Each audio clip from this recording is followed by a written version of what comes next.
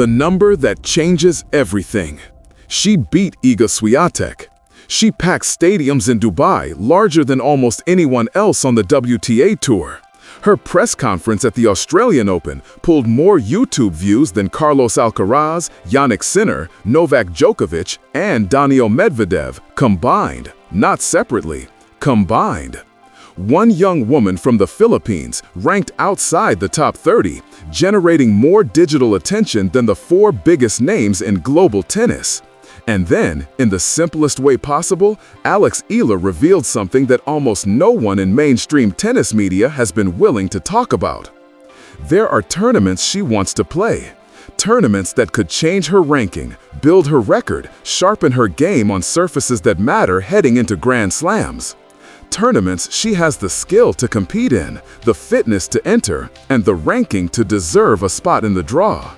And she cannot play them.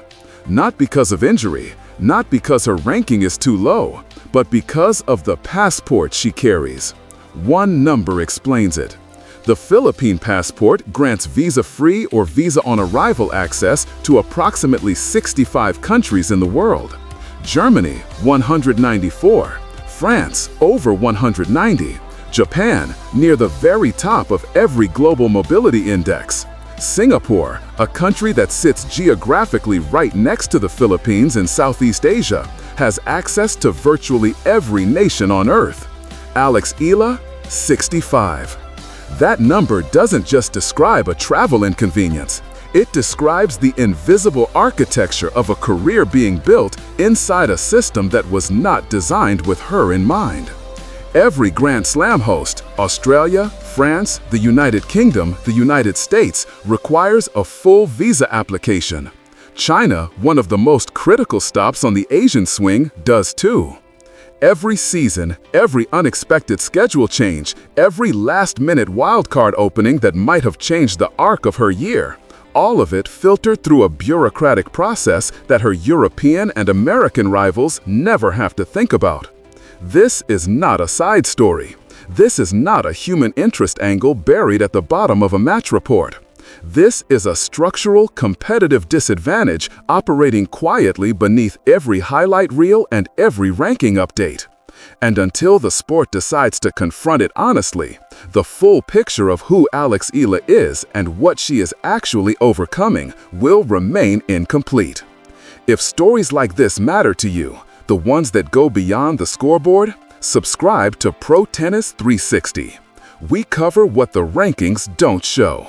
Visa queues and wildcards, the hidden ranking tax.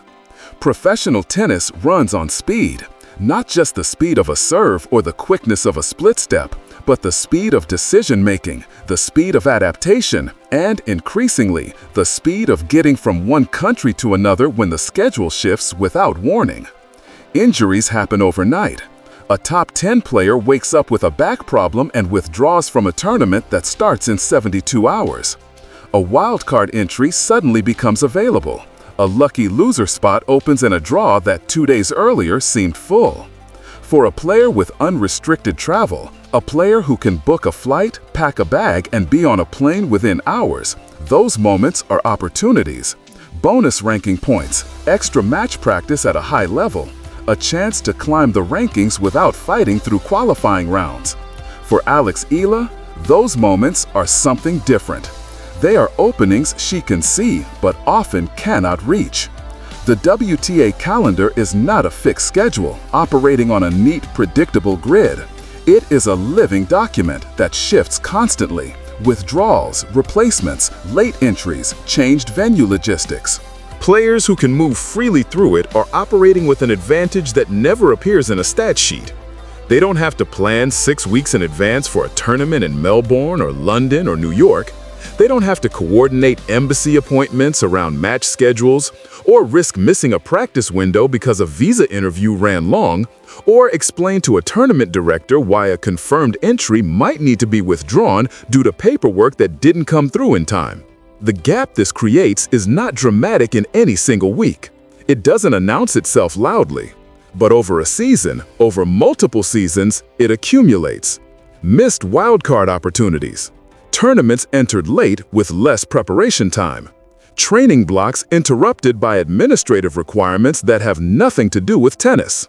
The result is what might be called a hidden ranking tax, a quiet, consistent drag on a career that never gets factored into the analysis of where a player is or why. Eala herself confirmed this publicly at a press conference in 2025. She said it plainly.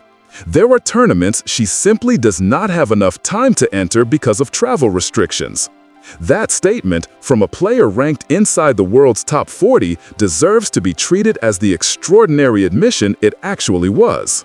What Eala actually said, and what it really meant. When an athlete at Alex Eala's level steps in front of a microphone and says there are tournaments she wants to play but cannot enter, and gives passport restrictions as the reason, that is not a complaint. It is not frustration looking for an outlet. It is not the kind of thing athletes say when they are making excuses for a loss or trying to explain away a disappointing ranking. It is a direct acknowledgement of a ceiling. And ceilings placed above careers by factors completely outside an athlete's control deserve to be named clearly.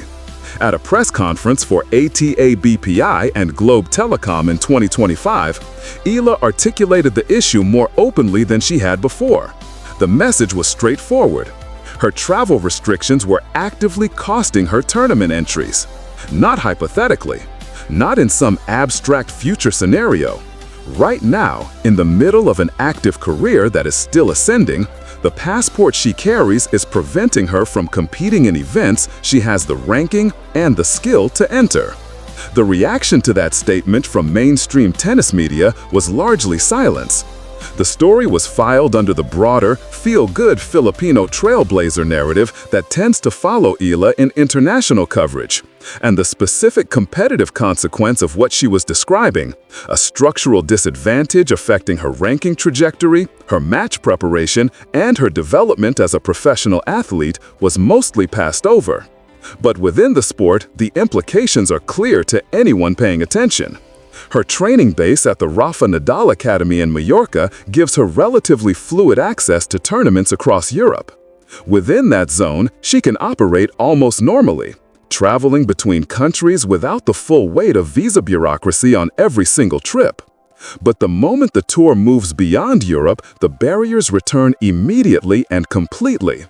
Australia, the United States, the United Kingdom, China, the four pillars of the Grand Slam circuit, the tournaments that define careers and drive rankings, all require fresh visa applications again and again, every year, every unexpected scheduling change, every time an opportunity opens at short notice.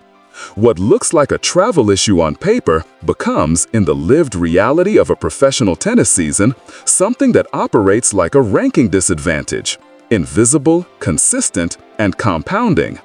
What Eala actually said, and what it really meant. More views than Sinner, Alcaraz, Djokovic, and Medvedev combined.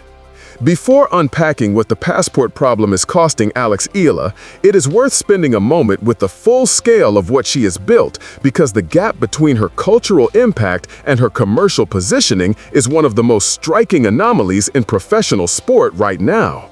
In 2026, Sky Sports presenter Gigi Salmon said publicly that Eala may already be the biggest rising star in women's tennis.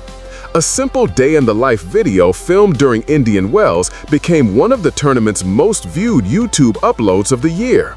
Not the most viewed of her content, the most viewed content from an entire tournament that features dozens of players from across the women's and men's tour. Tournament executives began openly acknowledging that her presence at an event drives measurable increases in engagement, attendance interest, and global digital reach in a way that very few players at her ranking level have ever produced. Then came the Australian Open number that tennis journalist John Wertheim brought into public conversation and which stopped people mid-sentence when they heard it. Eala's pre-match press conference at the Australian Open reportedly drew more YouTube views than press conferences from Carlos Alcaraz, Jannik Sinner, Novak Djokovic, and Daniil Medvedev combined. Not in a single day, not in a niche algorithm-driven window. Combined total views across one of the sport's most watched press conference formats from 4 of the biggest names in the entire history of the modern game. Wertheim, one of the most experienced voices in tennis journalism, described himself as stunned by the number. And he should have been, because what it represents is not normal growth for a player outside the top 10. It is a level of public attention that usually requires either a Grand Slam title, a dominant multi-year rivalry, or decades of brand building at the very top of the sport. Eala had none of those yet. What she had, and what no metric in tennis had been built to track, was a community. A diaspora that had found its athlete and mobilized around her in a way the sport had never seen before. The endorsement gap, superstar visibility, emerging player deals. The numbers are impossible to square once you see them side by side. On one side, a player who has beaten the world number 1, packed major stadiums, generated more press conference views than the combined output of 4 Grand Slam champions, and become the subject of more viral fan-made content than almost anyone else on either the men's or women's tour. A player whose name trends globally after wins, whose practice session clips circulate through diaspora communities across 3 continents, and whose presence at any tournament is now openly acknowledged by organizers as a driver of engagement and attendance. On the other side, a sponsorship portfolio that, while genuinely strong within its market, remains largely concentrated in the Philippines. Globe Telecom, Nike, Babala, Bank of the Philippine Islands. Valuable partnerships, absolutely. But for a player generating Eala's level of global visibility, the commercial picture looks more like an athlete inside the top 80 on tour than one who is outperforming Grand Slam champions on digital platforms. The comparison to European players at similar or lower rankings makes the gap harder to ignore. A player ranked 35th in the world from Germany or France will frequently carry luxury multinational deals, Rolex, Porsche, Lacoste, brands with global marketing infrastructure that extends far beyond any single national market. Then came the Australian Open number that tennis journalist John Wertheim brought into public conversation, and which stopped people mid-sentence when they heard it. Eala's pre-match press conference at the Australian Open reportedly drew more YouTube views than press conferences from Carlos Alcaraz, Jannik Sinner, Novak Djokovic, and Daniil Medvedev. Combined. Not in a single day, not in a niche algorithm-driven window. Combined total views across one of the sport's most watched press conference formats from 4 of the biggest names in the entire history of the modern game.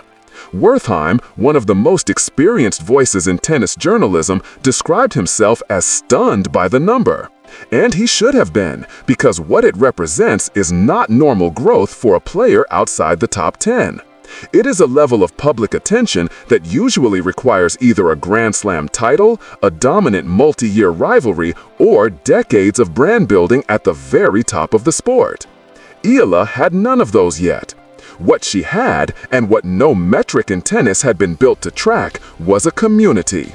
A diaspora that had found its athlete and mobilized around her in a way the sport had never seen before. The endorsement gap, superstar visibility, emerging player deals. The numbers are impossible to square once you see them side by side. On one side, a player who has beaten the world number 1, packed major stadiums, generated more press conference views than the combined output of 4 Grand Slam champions, and become the subject of more viral fan-made content than almost anyone else on either the men's or women's tour. A player whose name trends globally after wins, whose practice session clips circulate through diaspora communities across 3 continents, and whose presence at any tournament is now openly acknowledged by organizers as a driver of engagement and attendance. On the other side, a sponsorship portfolio that, while genuinely strong within its market, remains largely concentrated in the Philippines. Globe Telecom, Nike, Babala, Bank of the Philippine Islands. Valuable partnerships, absolutely. But for a player generating Eala's level of global visibility, the commercial picture looks more like an athlete inside the top 80 on tour than one who is outperforming Grand Slam champions on digital platforms. The comparison to European players at similar or lower rankings makes the gap harder to ignore. A player ranked 35th in the world from Germany or France will frequently carry luxury multinational deals, Rolex, Porsche, Lacoste, brands with global marketing infrastructure that extends far beyond any single national market. Those deals come with photo shoots across European fashion capitals, sponsor activations at major events, and brand appearances that a player can reach by train or a 1-hour direct flight. Alex Eala, with greater visibility and arguably greater cultural impact than most players in that tier, has not yet broken into that category of global partnership. The reasons are layered. Part of it is market familiarity. Global brands with European roots tend to invest in athletes who are already embedded in the ecosystems those brands inhabit. Part of it is infrastructure. The Philippine sports market, while passionate and deeply engaged, does not yet have the same established pipeline to multinational sports marketing that Western European markets have built over decades. And part of it, a part that rarely gets acknowledged directly, is the passport. Why global brands hesitate: the commercial cost of limited mobility. Modern sports marketing runs on accessibility. Not just the athlete's ability to perform, or even their cultural profile and fan following, though both matter enormously, but their physical availability, the ability to show up, to be in the room, to fly from London to Milan for a campaign shoot, then turn around for a sponsor activation in Madrid 3 days later, then catch a flight to New York for a press event the following week. For European and North American athletes, that kind of commercial schedule is operationally simple. Book the flights, confirm the dates, show up. The infrastructure of unrestricted travel makes the logistics almost invisible. Something managed by an assistant, not something requiring weeks of embassy coordination. For Alex Eala, the logistics are never invisible. Every major market for global sports brands, the United States, the United Kingdom, Japan, China, Australia, most of continental Europe outside the Schengen zone, represents a visa requirement, a timeline, an application process with its own uncertainty, its own potential for delay, its own risk that a carefully scheduled commercial trip might be disrupted by paperwork processing at a speed that no brand's marketing calendar is built to accommodate. Global brands are not unsympathetic to this. They are practical. When a brand's commercial team is evaluating a partnership with an athlete, one of the questions they ask, explicitly or implicitly, is, can this person be where we need them to be, when we need them to be there, reliably, at reasonable logistical cost? For an athlete whose international movement depends on visa timelines measured in weeks rather than hours, the honest answer is sometimes no. And that honest answer shapes the deals that get offered and the deals that don't. The internet has already intuited this disconnect, even without understanding the structural reason behind it. Viral fake stories about Eala's endorsements, fabricated multi-million-dollar Wilson contracts, invented Emirates sponsorships spread repeatedly online because fans who watch her numbers and follow her cultural impact genuinely believe someone with her visibility should already be operating at that commercial level.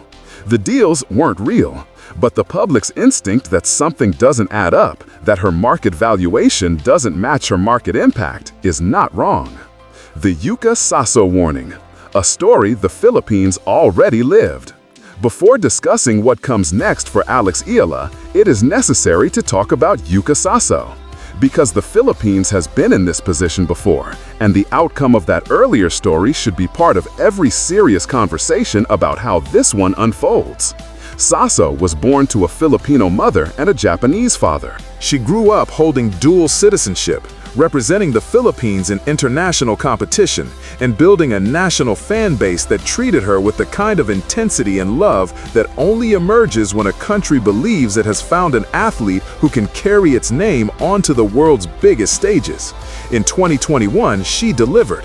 Yuka Saso won the U.S. Women's Open representing the Philippines, becoming the first Filipino athlete in history to win a golf major. The reaction in the Philippines was overwhelming. She was celebrated not just as a champion, but as a symbol. Proof that Filipino athletes could compete at the absolute pinnacle of global sport. Proof that the next generation had someone to believe in. A year later, everything changed. In 2022, Saso officially renounced her Philippine citizenship and chose to represent Japan. The Philippine Golf Federation confirmed it publicly and honestly. The reason, as Saso herself articulated it, was not money. It was not a rejection of her Filipino identity. It was not a dispute with her national federation. It was about the passport. With a Japanese passport, Saso's travel access reportedly jumped from approximately 65 countries to well over 190. More than 100 additional destinations became immediately easier to reach. No visa applications, no embassy appointments, no uncertainty about whether a last-minute trip to a tournament would be logistically feasible. Less paperwork, less waiting, less risk, more freedom to compete at the level her talent deserved. Nobody in the Philippines blamed her. The competitive logic was obvious, even if the emotional cost was real. And the year after she changed passports, Saso won a second U.S. Women's Open, this time representing Japan. The Philippines did not lose Yuka Saso because of talent. They did not lose her because of money or identity or national pride. They lost her because global sport rewards mobility, and mobility is controlled by passports. Eala has said she will stay, and why, that makes this more complicated. Eala has been clear. In interviews with Front Office Sports, on the Serve podcast, in press conferences in Manila and on tour. She has spoken about what the Filipino community means to her with an emotional directness that is impossible to dismiss as performance or publicity management. She describes the energy, the flags, the chants, the overseas Filipino workers she has met in airports and stadiums around the world. The people who have followed her career through every early loss and every breakthrough win as something irreplaceable, something she does not want to leave behind. There is no reason to doubt her. She clearly means it. The connection she has with the Filipino diaspora is not a calculated marketing position. It is a living, breathing relationship that shows up in how she talks about her tennis, why she fights the way she does on court, and what gives the Eala effect its emotional depth. But that sincerity is precisely what makes this story complicated rather than simple. Yuka Saso loved representing the Philippines too. She said so publicly, repeatedly, up until the moment when the competitive realities of global travel made the decision harder to continue ignoring. The love was real. The sacrifice asked of her in order to keep expressing it, in the form of ongoing logistical disadvantage, ongoing schedule disruption, ongoing commercial limitation, was also real. And eventually, the second reality outweighed the first. The point of raising that parallel is not to predict that Eala will make the same choice. She has said she won't, and her words deserve to be taken seriously. The point is to name the invisible costs she is paying every single season to keep that commitment. The ranking points potentially lost because a last-minute tournament entry couldn't be processed in time. The training days sacrificed to visa appointments. The sponsor events attended via video call instead of in person. The global commercial partnerships that remain just out of reach because travel flexibility is uncertain. None of those costs appear in a press release or a ranking update. But they are real, they are significant, and they are accumulating. The systemic problem and the question tennis isn't asking. Former Philippine Davis Cup player Raymond Suarez said something in 2025 that cuts directly to the center of this issue. The problems facing Filipino athletes today, he observed, are the same problems athletes faced decades ago. A lack of systemic support that forces families to absorb burdens that should be carried by institutions. When you look at Alex Eala's path to the top of the WTA Tour, the observation becomes difficult to argue with. She reached this level not only because of extraordinary talent and the kind of disciplined work ethic that separates professionals from competitors. She reached it also because her family had the specific combination of resources, education, and connections necessary to survive a system that leaves many talented young athletes behind long before they get the chance to prove what they can do.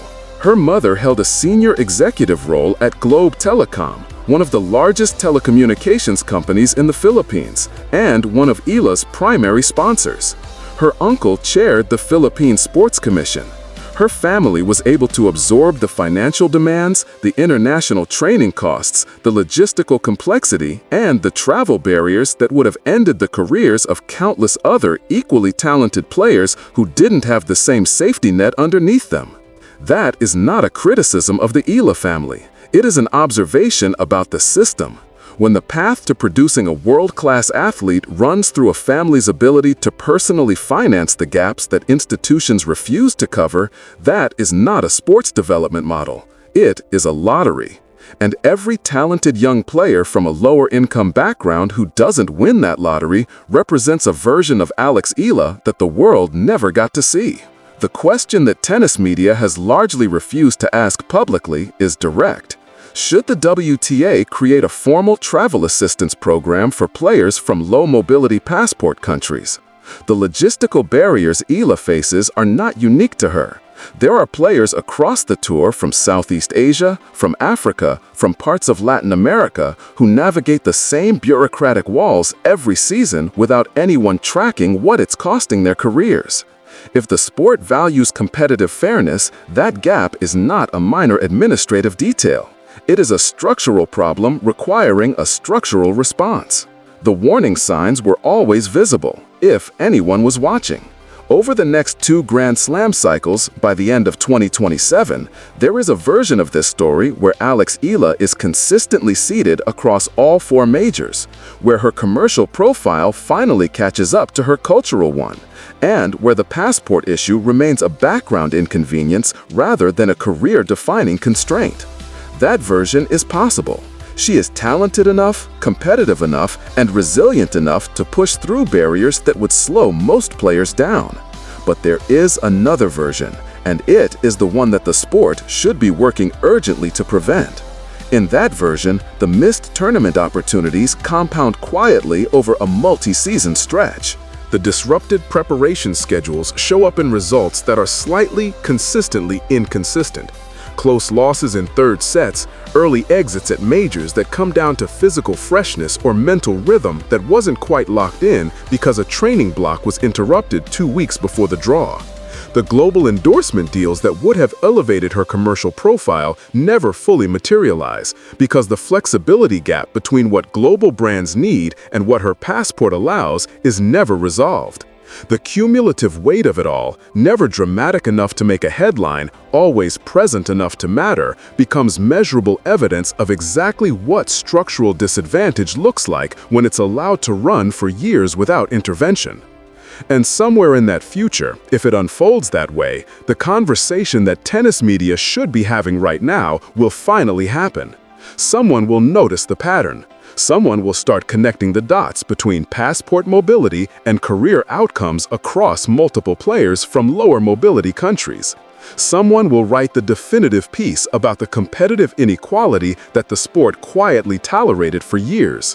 When that conversation happens, the warning signs will already be visible in the record. They are visible now for anyone willing to look. The missed entries Eala mentioned publicly in 2025. The endorsement gap that doesn't match her digital impact. The Yuka Saso precedent that the Philippines already lived through and apparently hasn't fully learned from. The broader pattern of athletes from certain countries fighting battles their rivals never have to consider. The passport is not a side story. It is part of the main one. And the sport that claims to champion fairness and opportunity should be honest enough to admit it. If you want coverage that goes this deep, past the rankings, past the highlights, into the real story of what tennis looks like for athletes like Alex Eala, subscribe to Pro Tennis 360. This is exactly the conversation we are here to have.